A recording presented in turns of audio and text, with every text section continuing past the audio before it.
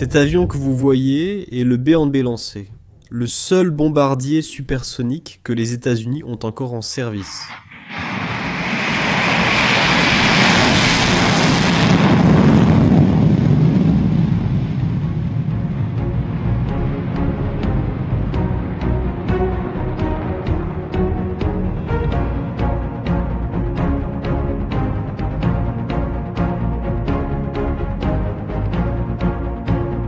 Surnommé Bone par les pilotes, il peut transporter l'impressionnante quantité de 34 tonnes d'armement.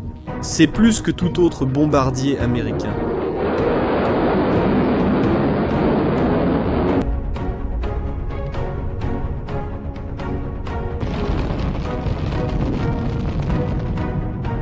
Ces images ont été prises sur la base aérienne d'Orland, en Norvège. Rien d'extraordinaire, non.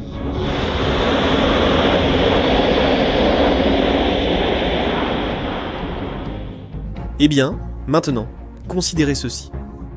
Cette base est située à seulement 1200 km de la Russie, et ces bombardiers ne sont pas là uniquement pour s'entraîner. Ils sont en Norvège pour une raison importante, pour quelque chose que Poutine ne peut pas faire. Cacher plus longtemps.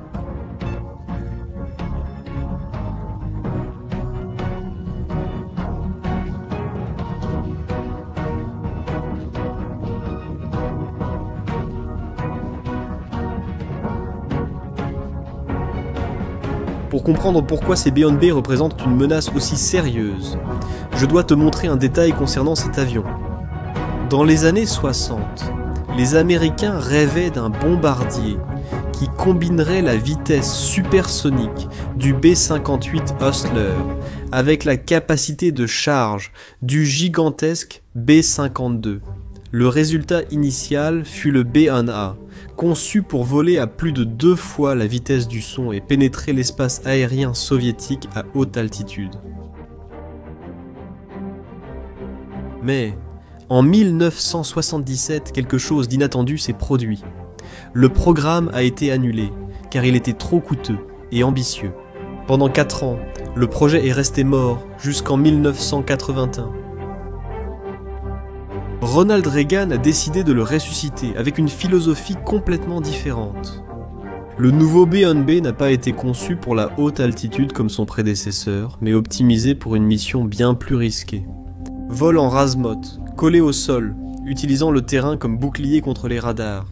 Sa vitesse a été réduite intentionnellement, mais il a gagné la capacité d'être presque invisible en volant à basse altitude. Ce changement de stratégie a défini le rôle actuel du B&B. C'est le seul bombardier américain capable d'atteindre des vitesses supersoniques. Il peut atteindre 1448 km/h à haute altitude et plus de 1000 km/h même en volant à basse altitude. À titre de comparaison, le B-2 Spirit dépasse à peine les 1000 km/h, mais la vitesse n'est qu'une partie de l'équation. Le B-1B possède quelque chose d'unique, des ailes à géométrie variable qui s'ajustent en vol.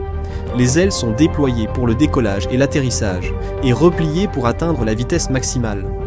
Cette flexibilité lui confère une agilité impressionnante, plus proche de celle d'un chasseur que d'un bombardier lourd. Et il a aussi un chiffre qui impressionne vraiment. 34 000 kg d'armement. Pour vous donner une idée, c'est presque le double de ce qu'un B-2 Spirit peut transporter. Et cela dépasse même le vénérable B-52. Un seul B-1B peut emporter 84 bombes de 220 kg ou 24 des gigantesques bombes de 900 kg.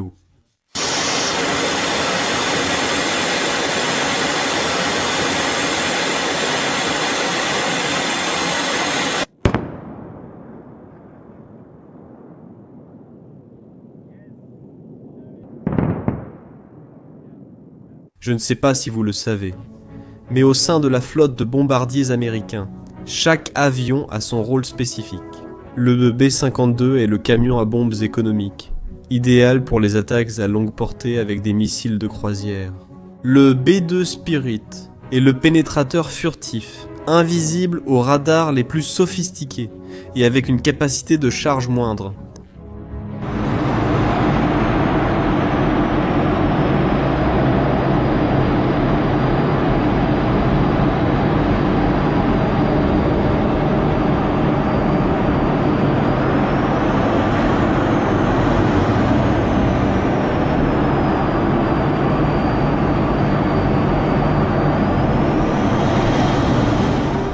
Le B&B représente un parfait compromis.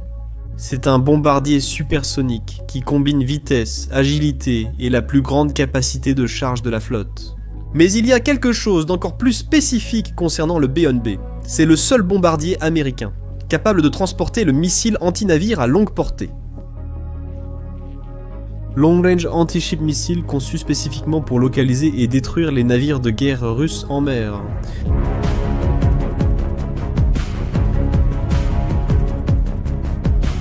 Et cela nous amène directement à la Norvège.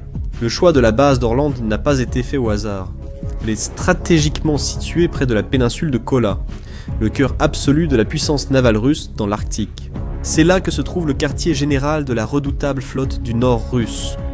Cela inclut les sous-marins nucléaires les plus avancés de Poutine, considérés comme la colonne vertébrale de la capacité de seconde frappe nucléaire de la Russie.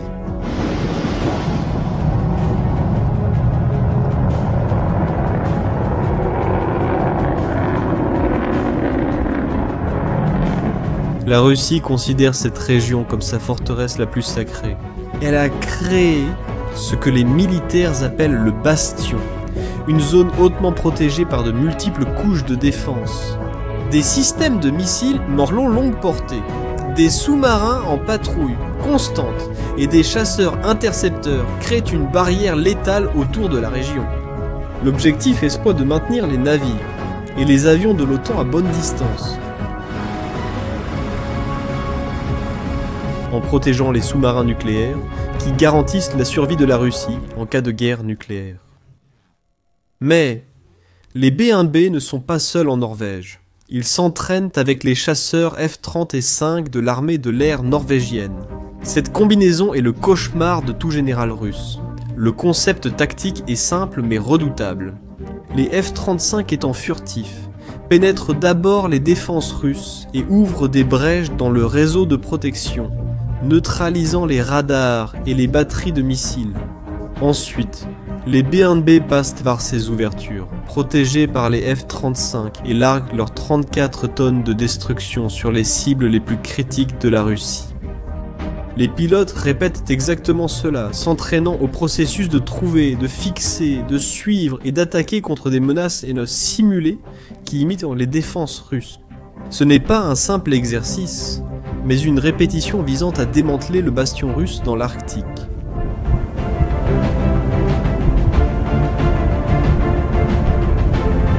Un terme que vous pouvez entendre est anti-accès zone d'interdiction. Et cela fait référence à ce qu'un adversaire peut faire pour nous empêcher d'utiliser nos tactiques ou de nous approcher de ces zones aériennes ou terrestres.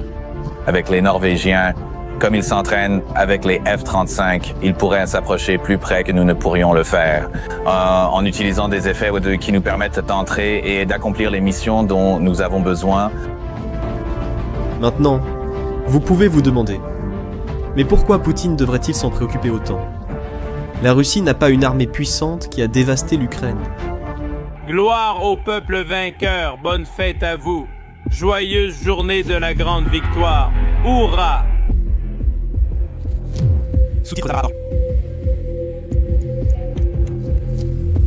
Eh bien, nous arrivons ici au cœur de la question et au secret que Poutine ne peut plus cacher. La guerre en Ukraine a fait quelque chose que Poutine n'avait jamais prévu. L'Ukraine, sans le vouloir, a fait tout le travail pour l'OTAN. Ils ont servi comme une sorte de laboratoire d'essai pour les guerres actuelles. Cela a également mis l'armée russe à l'épreuve et exposé ses faiblesses d'une manière qu'aucun exercice militaire ou analyse de renseignement n'aurait pu faire. Et ce qui a été découvert est choquant. Les estimations des services de renseignement occidentaux indiquent que la Russie a déjà perdu plus d'1 million de soldats, entre morts et blessés, en Ukraine.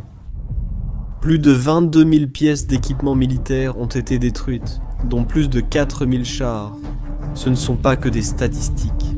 Elles montrent la destruction de la puissance militaire moderne que la Russie a mis des décennies à bâtir. Pour vous donner une idée, la Russie produit ou reconditionne environ 1500 chars par an pour compenser ses pertes. Cela peut sembler beaucoup, mais il y a un détail crucial. 80% de cette production consiste à reconditionner du matériel ancien de l'époque soviétique, et ces stocks ne sont pas infinis. Les analystes militaires estiment que la majorité des équipements disponibles pour le reconditionnement sera épuisée d'ici 2026.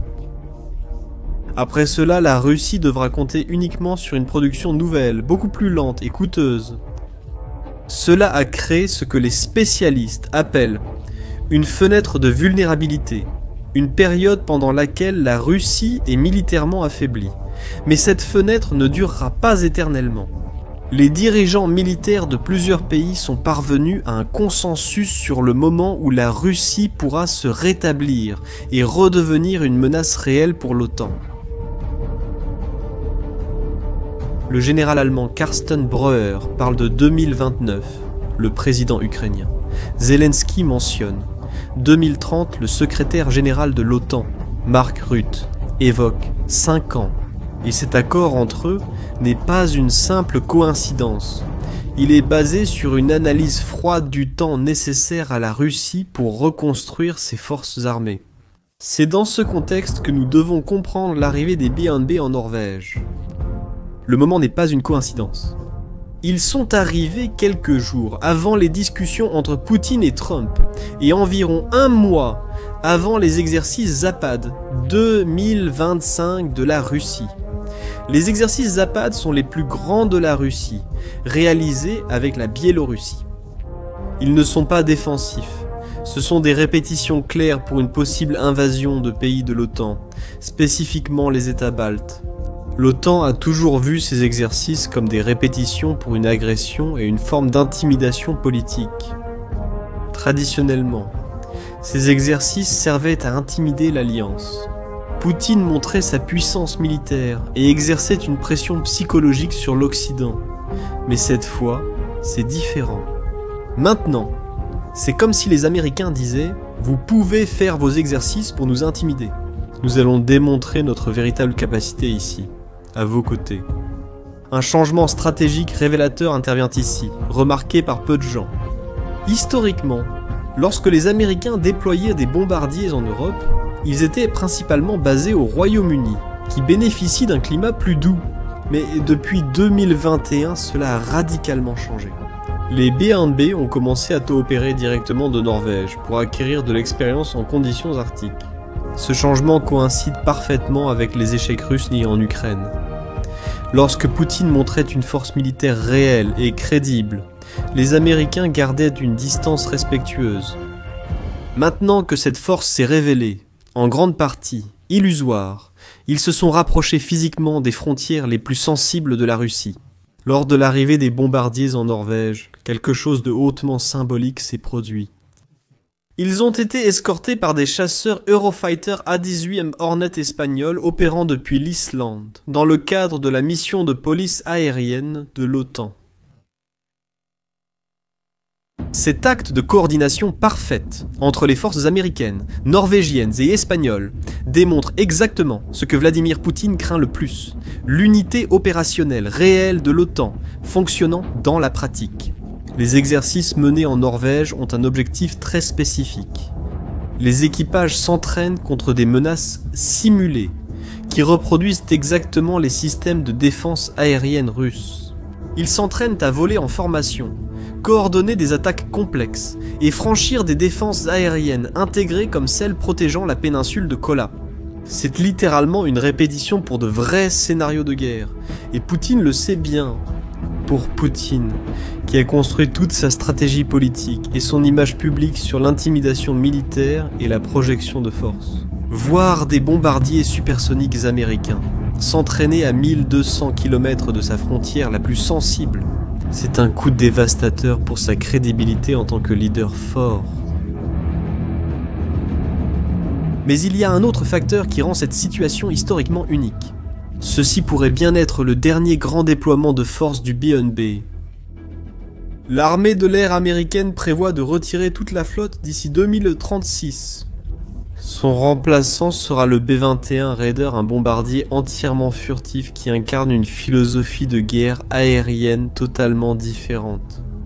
Alors que le B-1B mise sur la combinaison de la vitesse supersonique, de l'agilité et d'une puissance de feu massive, le B-21 mise sur l'invisibilité totale au radar. Ce changement reflète un pari stratégique fondamental. À l'avenir, face à des adversaires comme la Russie et la Chine, la capacité de rester invisible sera plus importante que la capacité de voler vite. Nous assistons non seulement à une démonstration de force militaire, mais potentiellement aux adieux opérationnels de l'une des légendes de l'aviation militaire mondiale. Un avion qui a effectué plus de 12 000 missions de combat réelles depuis 2001 de l'Irak et de l'Afghanistan jusqu'à la Syrie et la Libye, prouvant sa capacité en situation de guerre réelle. Quant à la Russie, eh bien, ils ont leur propre bombardier supersonique, le Tupolev Tu-160, surnommé Blackjack par l'OTAN. Sur le papier, il est même plus grand et plus rapide que le B-1B capable d'atteindre plus de 2500 km/h. Mais il y a une différence importante entre eux. Alors que le B-1B a prouvé sa capacité lors de 12 000 missions de combat réelles, le Tu-160 reste une menace uniquement sur le papier, jamais testé dans des conflits de la même intensité. Cette différence entre une capacité prouvée dans la pratique et une capacité seulement sur le papier, c'est exactement ce que la guerre en Ukraine a révélé à propos de l'armée russe dans son ensemble. Le concept stratégique derrière la présence des B-1B en Norvège est ce que les militaires appellent la paix par la force. Il ne s'agit pas de provoquer un conflit ou d'augmenter inutilement les tensions. Il s'agit de démontrer une capacité militaire suffisante et crédible pour décourager toute tentative d'agression. La logique est simple. Si Vladimir Poutine sait que l'OTAN possède non seulement la capacité technique, mais surtout la volonté politique de répondre à toute agression, avec une force dévastatrice et coordonnée, il réfléchira beaucoup plus attentivement avant d'envisager d'attaquer un membre de l'Alliance. L'article 5 de l'OTAN établit le principe fondamental selon lequel une attaque contre un membre est considérée comme une attaque contre tous les membres. Les B-1B opérant sur le sol norvégien et s'entraînant à des scénarios de combat spécifiques sont la manifestation la plus concrète de cette promesse collective de défense. Pour Poutine, qui pendant plus de 2 décennies a compté sur sa capacité à intimider et à faire pression sur l'Occident par des menaces voilées et des démonstrations de force. Voir ces machines de guerre américaines positionnées aussi près de ses frontières les plus stratégiquement sensibles est un rappel constant et indéniable que les temps ont changé. L'époque où la Russie pouvait menacer et intimider les pays occidentaux sans faire face à des conséquences directes et tangibles touche à sa fin. Et l'OTAN le fait comprendre très clairement, sans avoir à tirer un seul coup de feu, ni à prononcer une seule menace explicite. Maintenant, je voudrais connaître votre avis. Pensez-vous que la stratégie de paix par la force est efficace pour décourager les agressions de la Russie? Répondez en commentaire. Si vous avez aimé ce contenu, n'oubliez pas de vous abonner à la chaîne et de partager la vidéo. À la prochaine.